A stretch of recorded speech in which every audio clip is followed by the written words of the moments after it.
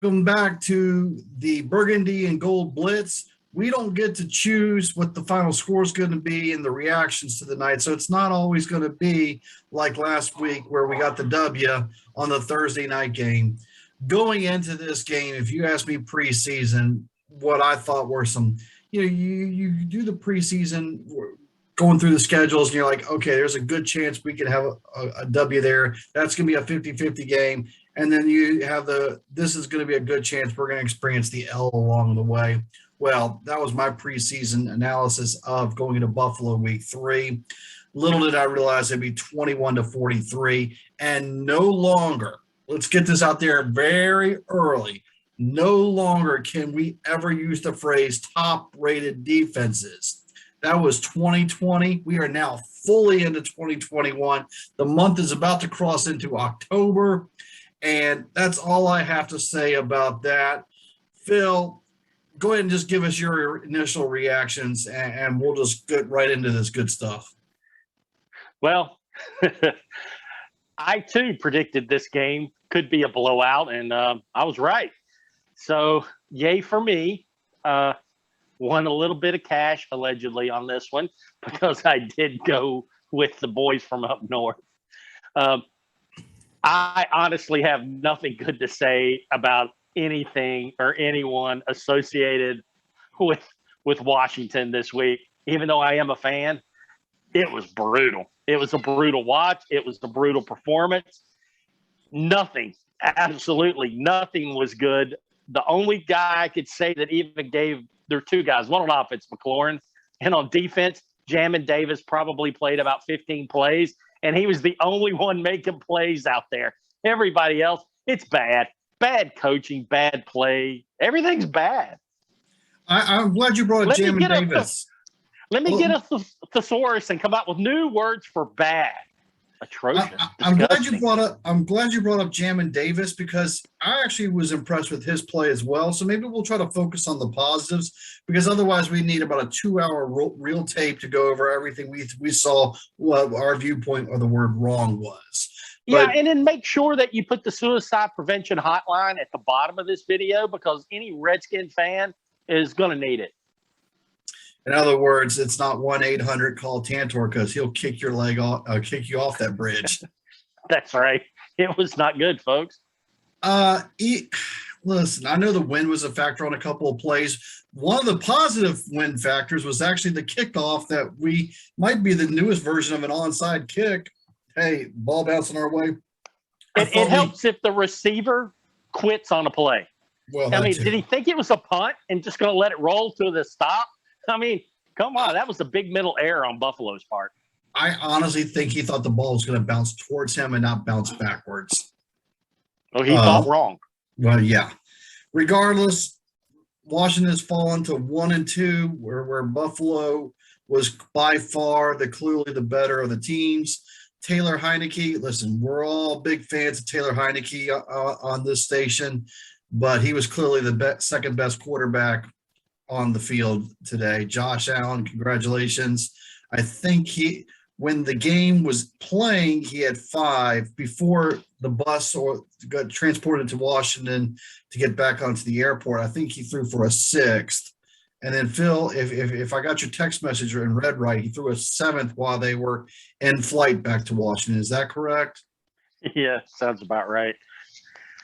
Look, our defense, I know everybody that watches it is really tired of watching the Redskins play zone defense where our cornerbacks are 15 yards off the ball.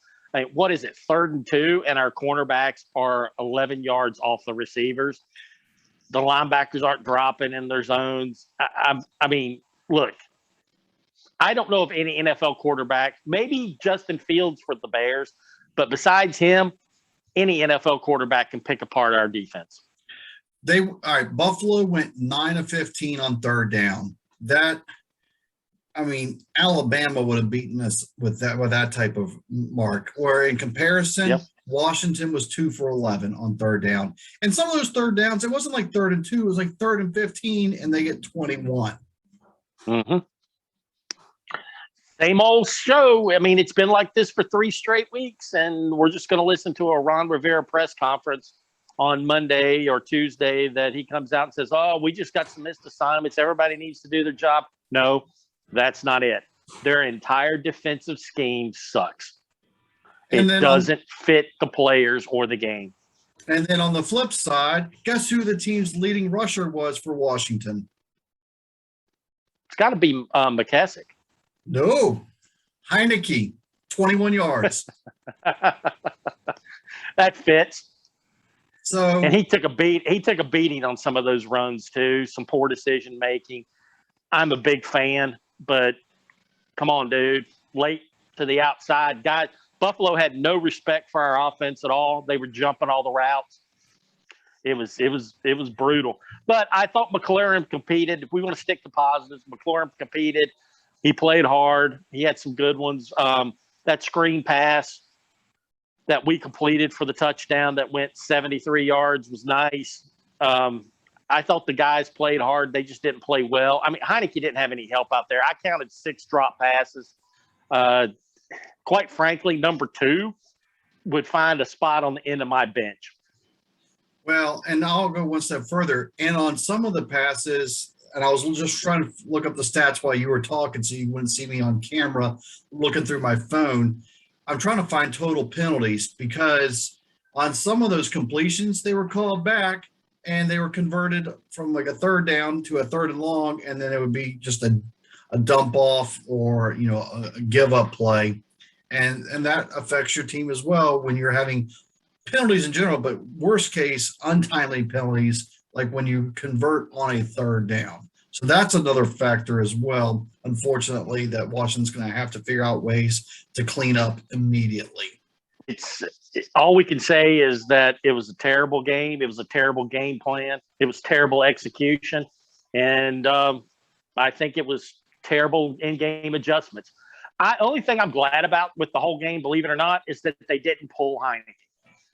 Because I almost was positive that they were going to pull him. I'm glad they didn't pull him. I'm glad they left him out there.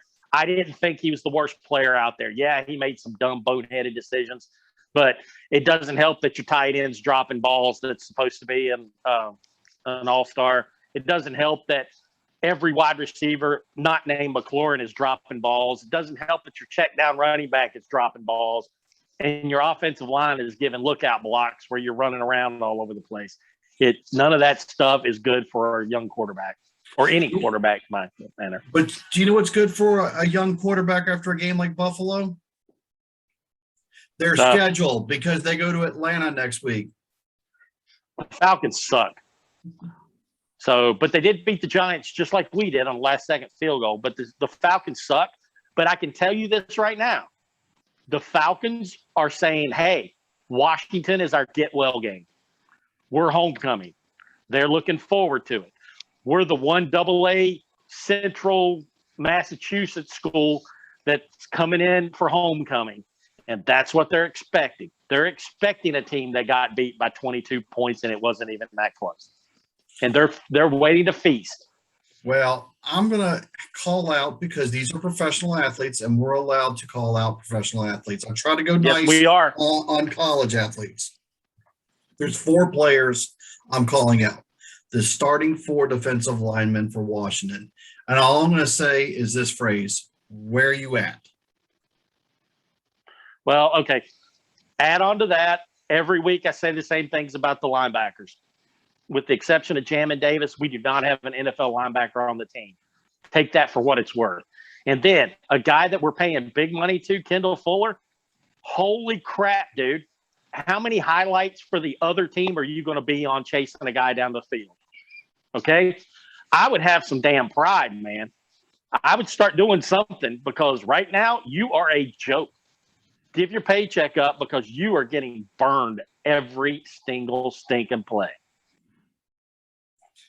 Any final thoughts, Phil? Yes, thank you, NFL, for Game 17 because going to Buffalo was our extra game at number 17. Thank you, NFL. We love the ass kicking that you gave us. We appreciate it. Only thing I can say that really worked in this area was that it was a September trip to Buffalo and not a January trip to Buffalo. Well said. We'll be back next week to talk about Atlanta Falcons. Until then, hail to the football team.